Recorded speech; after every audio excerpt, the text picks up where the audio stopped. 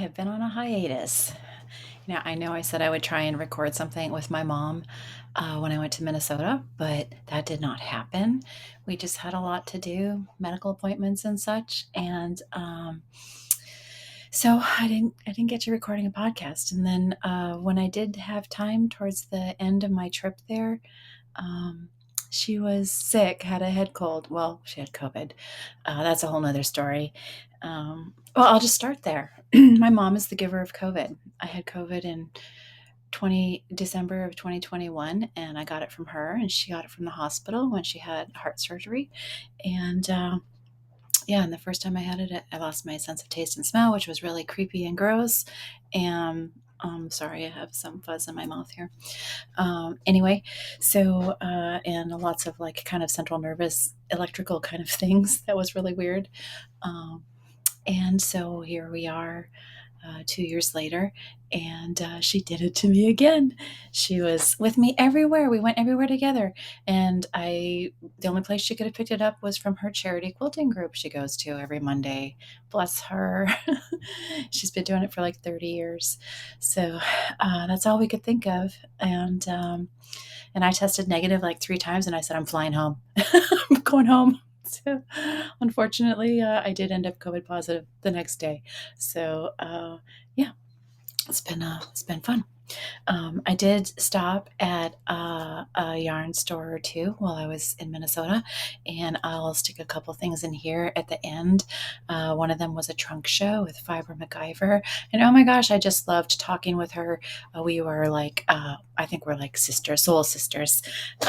So it was fun. She was also at I think it was WOOLFOLK in Rhinebeck. So I'm going to show you one acquisition really quick.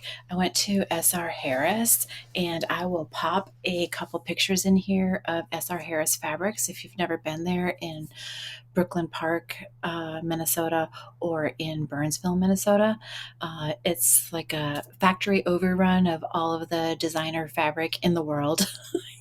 And so I bought myself some knit fabric with little sheep on it to make some pajamas because I could not find any pajamas that I really wanted to spend $60 on. So I spent $50 on fabric, and I'm going to sew my own. I don't sew that much these days. I did make some pants this year, but so I'll be making my pajamas. And so that's one acquisition. All right, let's cover I kind of have been on the hat roll. You saw some hats that I did last time. And let's see. Hopefully my husband doesn't watch this because he doesn't know that he actually got one. So this is for him. It's kind of big so that he doesn't get hat hair. He doesn't like that. So yeah, this is for him. What is the pattern? This pattern is Mawson by Jared Flood. It's got a like a 3-way kind of decrease point. So there's that. That pattern is a good pattern. It's got like lots of different options, with brim, without folded brim, peaked or rounded crown. So basically you could make a few different options with it. Okay, editing MJ here. I just wanted to tell you that the Mawson is for baby, child, adult, and large. There's the watch cap length, beanie length, and then also it can be knit with either a worsted weight yarn or a DK weight yarn. So the pattern just kind of gives you this cool little formula. And yeah, so I think it's a good pattern. It's kind of expensive. I'm not gonna lie. I mean, there's lots of free patterns out there, but I've used another pattern or two by Jared Flood before, and so I wanted to give this a try. And here's the pictures. So yeah, all right, back to the show. So that is his hat. And then for me, I did another on the sea train. All of these hats are made out of WOOLFOLK held with some kind of mohair, either knitting for Olive or something I had in my stash. So this is another on the sea train. This one I did with a folded brim because I used leftover yarn from my other on the sea train. And I kind of wish I hadn't, because my first on the sea train I did not cast on with smaller needles, and so the ends were flaring out, kind of goofy. And so I redid that hat. And first I cut the brim off and I did surgery on it. And then I tried to knit down, and I didn't like the way the stitches looked changing directions. I will pop a picture in here in case you want to know what that looks like, in case you decide to do that in the future with something. And maybe it'll work great if something is two different colors, but not the same color. So I'll pop that picture in. And every time I did surgery on the hat, I kept ending up with less and less yarn. So now it's a pretty short hat, but it's still got a little bit of room up here, and I wear it. I love it. So, it's my hat, and it's a short hat. So there's that one. And then I did a Manhattan hat by Tori and I'll see if I can pop that in here. And so I think I don't know if I had this one done last time or not, but it needs to be blocked because I've been knitting a long time, but I guess I just suck at grafting, because a couple of this one's okay. The knits line up with the knits and the purl. But when I put it on, it gets kind of like rabbit-eared, or like we're hiding some little devil horns, Let me see. So I think I just need to kind of try and block that so it's straight. So that's that one. And then this one does it severely, so I need to block this one too. And this one was for my mom. She picked her yarn color and her decrease style. So she liked the Tori hat the best. So this is my mom's hat that I got to send her, but this you can plainly see what it's doing. I need to try and block that out. If not, I'm going to have to undo my grafting and redo it, because I don't like that. My mom won't care, but I don't like it. So, anyway, so that's that one. And I think that's it for hats. I have one hat in the queue. Let me see. See if I can find the mohair here. Hold on. All right, what did I do with it? I don't know what I did with the mohair for it. It's right here somewhere. But this color is green, obviously. It's WOOLFOLK Far number 14, and I'm holding it with this kind of like dark blue lagoon mohair by Lang. And I decided to use Lang on this one because Lang is super kid mohair, which means it's the first shearing of the goat. And then after that, it's kid mohair is the second. And then after that, it's just mohair. So Lang super kid mohair should be super soft, not prickly at all. People who say that mohair is prickly, it's because they probably don't know that there are different grades of mohair. So yeah. So this hat will be a gift hat for my oldest daughter. And she's kind of got this color kind of in her hair right now, so she's really looking forward to it. She picked the colors. All right, and so as a finished object, I have my Felix and my Felix cardigan, and I sewed the buttons on. So they're kind of this, I don't know if it's the inside of an oyster or what, and then if it's enameled that color, but it's this kind of purpley pink. And my cardigan is just giant. Like, I don't know what happened, but I think I will find out what my positive ease is and then put it in my stats at the end for the description, down below. So anyway, it's soft and it's warm, and that's all that really matters. And it's big and roomy, so I could wear something, definitely, stuff underneath it.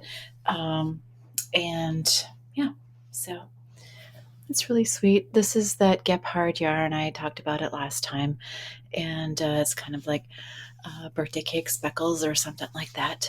And, you know, it doesn't really pull like that. I don't know why. I think it's just the way I was holding it. So, yeah. So that's my Felix cardigan all done. And that's by Amy Christoffers. Okay. So I was working on the Andrea Mowry Weekender, and I was using Lamb and Kid, Big Birdie yarn, using modifications by Jackie Rose. And you have to sign up for her Patreon to get the modifications for her turning it into for first of all using Big Birdie and then turning it into a turtleneck. And so let's see, am I gonna pop this on or am I just gonna hold it up? Okay, I'll put it on real quick. Let me pause this for a second. Okay, here is the Andrea Mowry Weekender. Let me pull my phone out of my pocket if I can, because it's like making this bulge.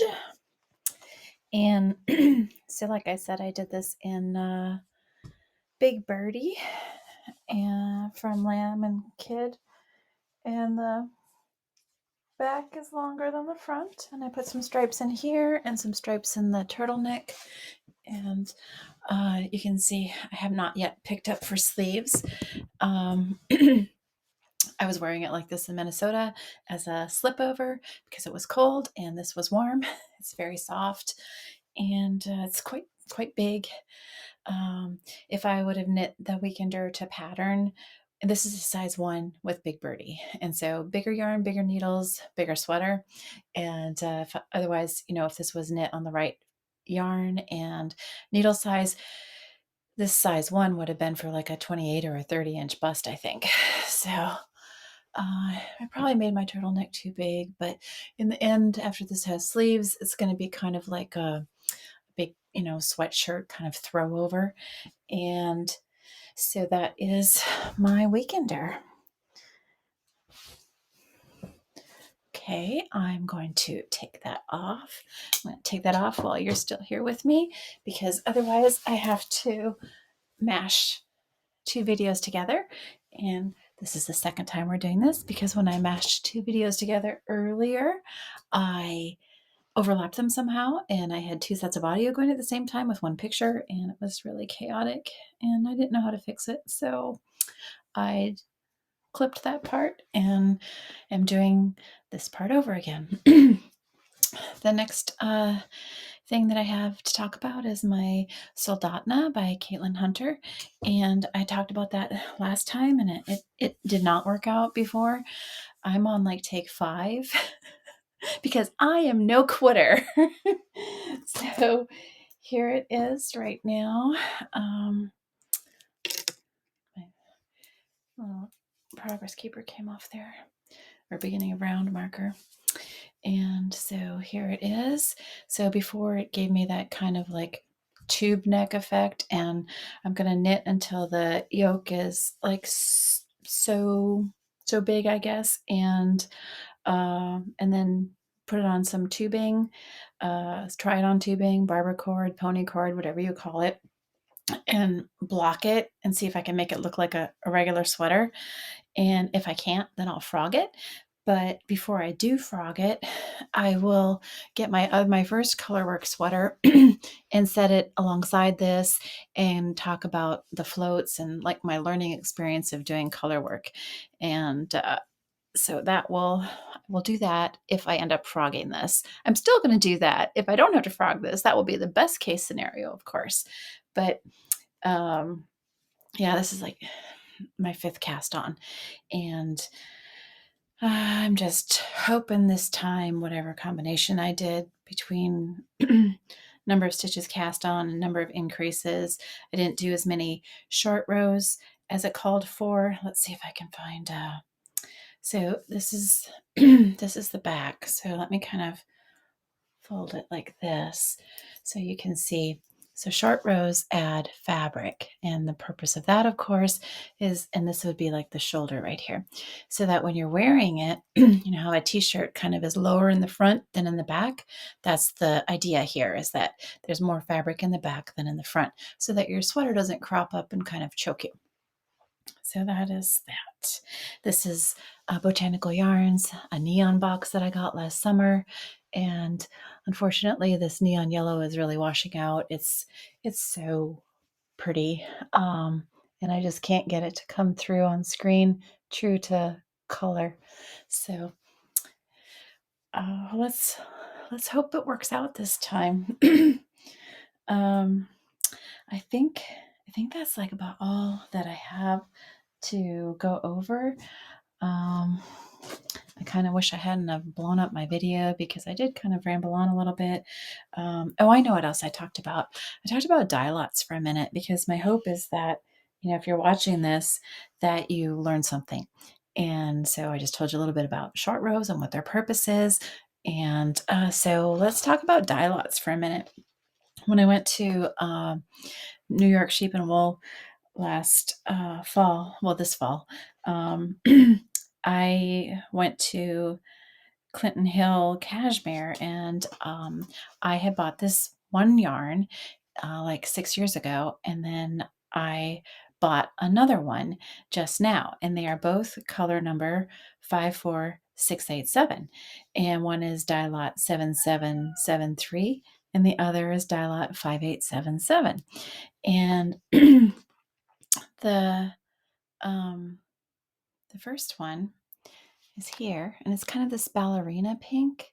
And then this is the second one, and it's kind of this cherry blossom pink. And you can see that you cannot put these together in a garment, because there will be a definite demarcation point changing from one color to the next. And even if you alternated one row then the other, it just still won't work out. And so that, my friend, is the importance of dye lots. And you know, if you come across like a really pretty hand painted yarn, let's see if I can find one here. Okay, something like this, that won't have a dye lot. And yeah, so importance of dye lots. All right, well, I am going to throw some things at the end of this video.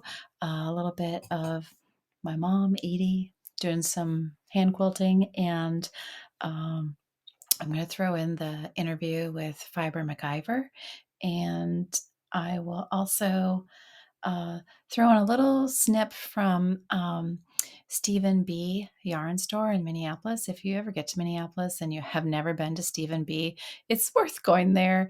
It is a pretty phenomenal yarn store. It's 2 stories, and they also have, you know, roving and fiber if you're a spinner, or they have it all if you do felting. They have a couple bargain rooms, you know, old merchandise and stock and whatnot. If you're in a pinch, you need some embroidery floss for 50 cents a skein, that's the place to go. So anyway, I will throw those in, and I hope that you have a happy holidays. And sorry I was gone so long, but I will try and, you know, to do better, keep this up, and still working on my space so that, you know, it's a pleasure to look at, because right now it's not. And oh, you know, there was something else. I said I would also talk about a couple of podcasters every time I record, and let you know who I'm watching. And so I like Nora Knits, and I was watching other podcasters, and apparently they're watching Nora Knits, aka Nora Knits, and she's a global sensation right now. She's so lovely and sweet and very crafty, talented at computer editing for these videos, because, you know, it's not as simple as just taking a camera and, you know, recording. Unless, of course, you don't do any editing, and then you just, like, you know, unapologetically you unedited. But she's very clever and crafty. So The other one I like is Knitter's Niche. I think her name is Bobby. I think she's from Alabama.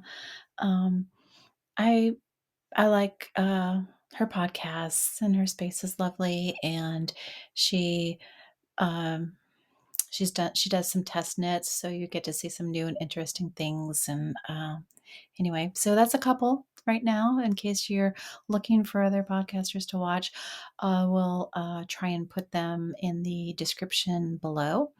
And yeah, so, well, take care and happy holidays. Bye.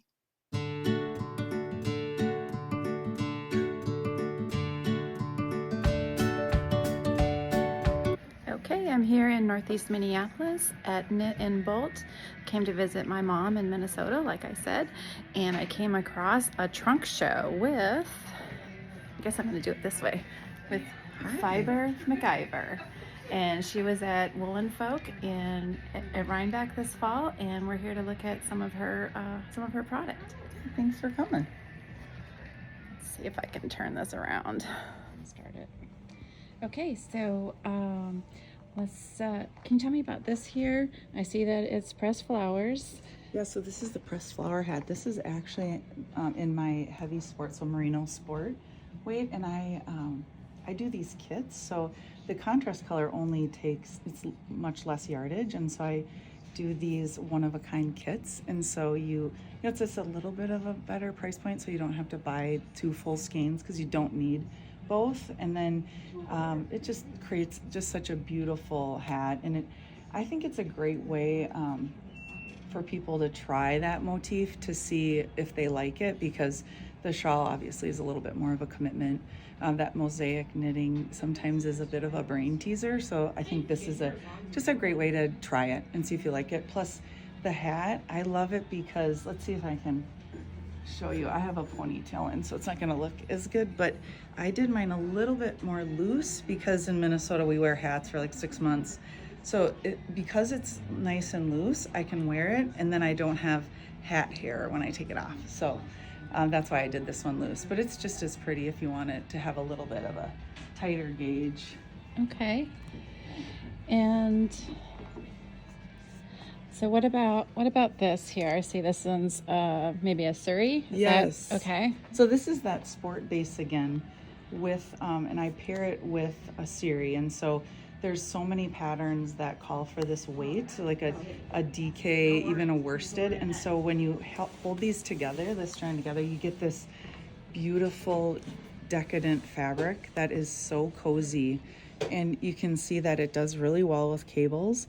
And then actually my mom did this hat too. So you can see just really how beautiful it is. It's so cozy. And then the skein does, you'll have enough left over where you get this gorgeous pom-pom. So this is all the series that's left over. So it's just a really, just a fun way to get a kit. I like to have a couple of these on hand because I do my best to avoid pressure knitting. So if I want to try a pattern or try a color, I'll knit a hat and then I put it in my little gift box, and then I'll have something for someone. So I'm not working on deadlines because I don't like deadline knitting. So, but yeah, it's really great to work with, and it's like a really classy look. So Okay. yeah, people are really liking those. All right. Well, I'm just going to pan through some of your yarn here, and then maybe we'll just say goodbye.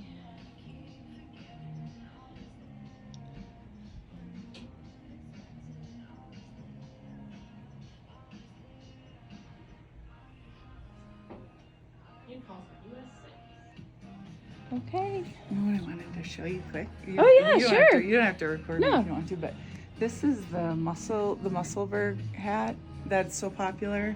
So I did mine, I just put mine inside out, but I wanted to see if one skein would render a hat, and it actually did. So this is 400 yards, but a lot of the fingering are like 437. Right. So you could do that if you're okay with it not being two-tone, but you definitely could get 2 hats out of 2 skeins if you wanted to have them be the same. It's it's kind of you don't have to concentrate with this one. It's a good gift hat. I like to do these at night when my brain is tired. So I've lost count how many I've done because I love this hat. I haven't made one yet. Oh, I love it. So this is the Halloweeny Queenie. I did this custom for Knit and Bold. I think they have a couple left. And so are they normally the pearl side out, or are they normally? It's normally the knit side out, but I've okay. done the pattern so many times I thought, oh, I might as well try it doing pearl.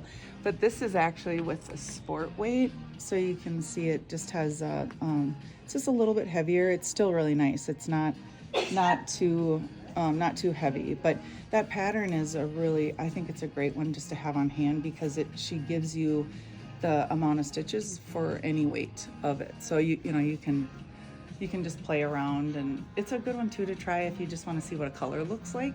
Okay. So it's not too much of a commitment. A good palette cleanser, if you will, in between big projects. All right. Well, thank you for the interview. All right.